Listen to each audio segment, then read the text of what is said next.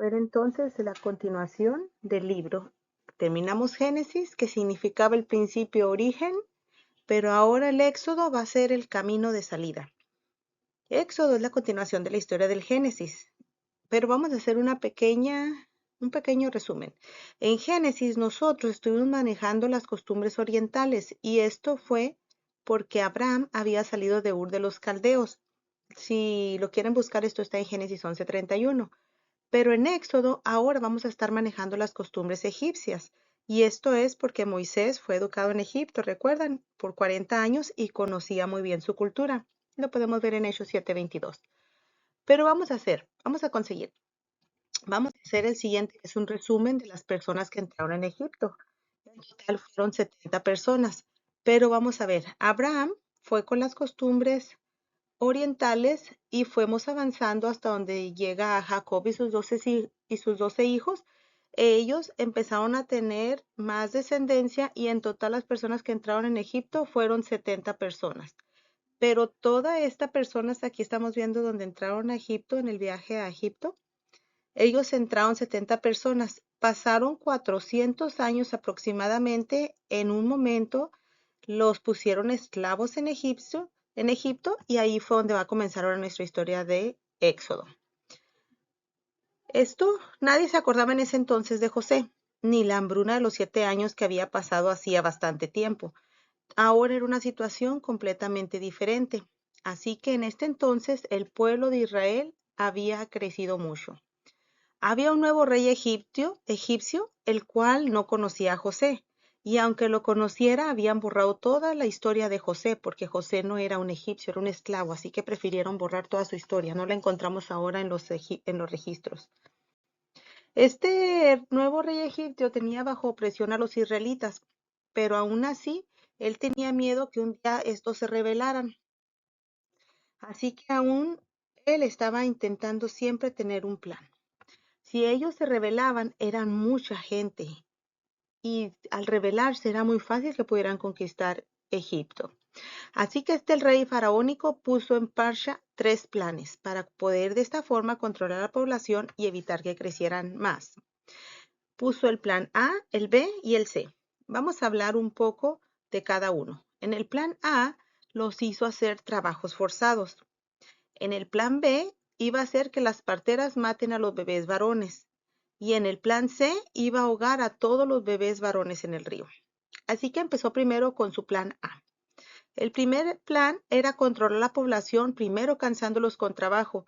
Les puso gente a cargo para que les apresuraran en su trabajo y al mismo tiempo le construyeran las ciudades de Ramsés y Pitón. De esta forma los estaría agotando y van a dejar de multiplicarse. Este trabajo parece sencillo, pero era desgastante. Físicamente afectaba la salud, pues se menciona en Números 20:15 que sus riñones eran los primeros en sufrir. Vamos a ver entonces. Ellos hicieron primero el plan A. El plan B, vio que no funcionó el plan A, entonces el plan B, Faraón, ahora lo que hizo, esto no me funcionó, ahora voy a asesinar a todos los bebés varones.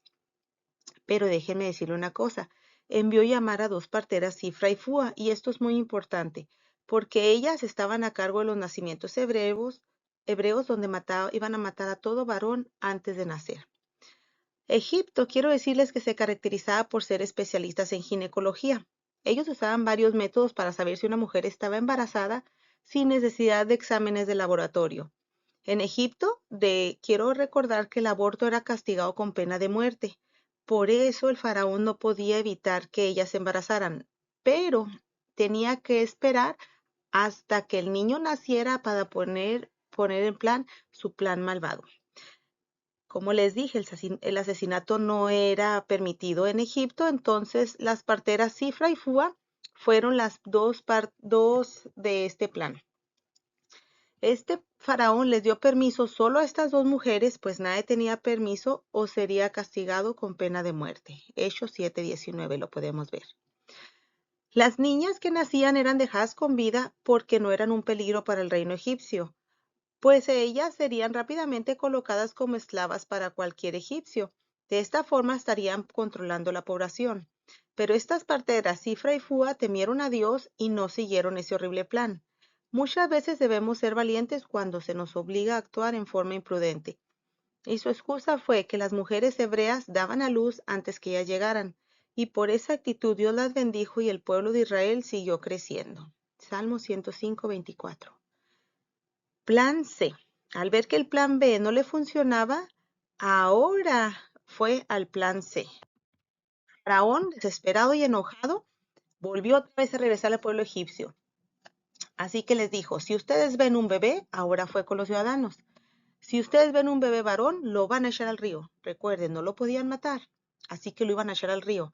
Este era un plan de exterminio masivo. Y así fue como todo el pueblo egipcio ahora podía participar de este exterminio israelita de bebés varones. Proverbios 1:16. La orden fue que no se matara a los bebés varones. Recuerden, no era permitido el asesinato o era pena de muerte, pero sí les permitió aventarlos al río Nilo para que se ahogaran o se lo comieran los cocodrilos. Esto era porque en Egipto no podían matar, recordemos, estaba bajo pena de muerte. Así que le dijo a los mismos ciudadanos, si ves un bebé, aviéntalos en el río Nilo. Y de esta forma no podrían ser juzgados. Solamente al estar diciendo esto, no me puedo imaginar lo que tuvieron que pasar esas mamás israelitas, porque no sabemos por cuánto tiempo duró este plan cruel. En ese tiempo, nosotros sabemos de una persona que nació, un bebé, Moisés. Moisés nació en el tiempo de la matanza de los bebés. Su vida desde el comienzo fue peligro, porque él nació, lo lograron ocultar por 3 meses, pero cuando ya no podían, decidieron hacer una canastilla la cual la impermeabilizaron para que flotara. En esa arquilla o canasta fue donde fue puesto el bebé Moisés. Esta estaba llena de juncos con las cuales se hacían los barcos de esa época. La intención de María no era de abandonar al bebé en el río, sino solamente esconderlo y regresar después a alimentarlo. Si escudriñamos la escritura, podemos ver que el bebé no fue puesto a navegar por el río, sino lo que hizo fue que lo escondieron entre los carrizales. De esta forma estaría protegido por los cocodrilos, los cuales al ver cualquier cosa flotando en el río la atacaban. Algunas veces de hecho atacaron los barcos de juncos de los pescadores. Y como podemos ver, para los que no saben qué es un carrizal, son esos pequeños árboles, esos grandes árboles altos que se encuentran detrás de la foto. Era difícil su acceso y al colocar esa canasta en medio de los juncos o los carrizales, iba a evitar que fuera arrastrada por el agua. Pero aún así pusieron a vigilar a María para que por alguna razón no fuera la corriente del río, de poco a poco lo fuera sacando hacia el río. Si lo llegara a sacar hacia el río, el bebé moriría literalmente. Pero podemos ver que la hija de Faraón esa mañana fue al río y vio la canasta entre los juncos. Ella, porque a la hora de bañarse tenía que esconderse para que nadie la viera, así que por eso se bañaban cerca de los carrizales juncos. Aquí podemos entonces darnos cuenta que la canastilla no estaba navegando libremente por el río Nilo. La princesa no quiso entrar por el difícil acceso y entonces envió una criada para que recogiese la canastilla. Ella supo rápidamente que era un niño de los hebreos, así que se llenó de compasión y le puso por nombre Moisés, que significa sacado de las aguas. De cualquier forma, María seguía vigilando a lo lejos. La niña María se acercó entonces con mucha cautela y ofreció buscar una nodriza para que le criara a este niño. Me llamó la atención que dijo claramente la niña, deja que te lo críe, no que solo lo alimente. La princesa le dijo que le pagaría porque se lo criara. Y déjeme ver que qué esfuerzo debió haber hecho la madre al intentar esconder la emoción cuando llegó ante la princesa e impedir que ella viera la emoción o no lo podría criar. Ahora el hijo de Moisés era propiedad de la hija de Faraón y de esta forma se evitó que lo criaran. La madre biológica estuvo criando a Moisés por un espacio de 12 años. Después de los 12 años, tuvo que volver a ser enviado de nuevo al palacio. La mayoría de todos los pequeños en el antiguo Egipto morían antes de cumplir los 5 años. Así que si los niños llegaban a los 12 años, ya estaban listos para comenzar la vida adulta a la edad de los 14. En ese breve tiempo aprendían todo lo necesario para la vida. Así que Moisés recibió la más alta educación civil y militar en toda la sabiduría egipcia. Ahora sí podemos ver por qué Moisés se quedó 12 años viviendo con su madre biológica. Moisés había crecido, había aprendido el idioma, había aprendido sus costumbres, se había vestido como ellos, pero Moisés todavía quería siguiendo apoyar a los hebreos de la opresión egipcia. Un día Moisés regresó, vio una pelea entre los hebreos y él trató de intervenir. Pero los mismos egipcios lo acusaron de haber matado a otro egipcio. Moisés, al verse descubierto, se hizo rápidamente enemigo de los egipcios. Se trató de apoyar de los hebreos, pero tampoco los hebreos lo querían con su pueblo. Moisés se quedó sin nadie. Estaba solo en esta lucha. Y al enterarse, Faraón quiso rápidamente encontrarlo para matarle. Moisés lo que hizo fue huir de Egipto y se fue camino a Madián. ¿Por qué se fue camino a Madián? Porque era por el lado del desierto. En ese momento decidió ser crucial para él, porque pues era fácil cruzar el desierto cuando estaba, no era fácil cruzar el desierto cuando estaba acostumbrado a los lujos en el palacio. Así que ahora Moisés, en vez de ser un libertador, fue un fugitivo. Pero el carácter de Moisés, aún cuando cruzó el desierto, podemos ver que Moisés era valiente y aventado. ¿Por qué? Porque llegó a un lugar llamado Madián.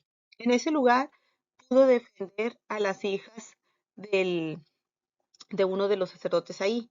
Ellas, al ver que las defendió, fueron a contarle a su padre que una persona egipcia las había defendido. ¿Cómo supieron que era egipcia o egipcio? Por su vestimenta.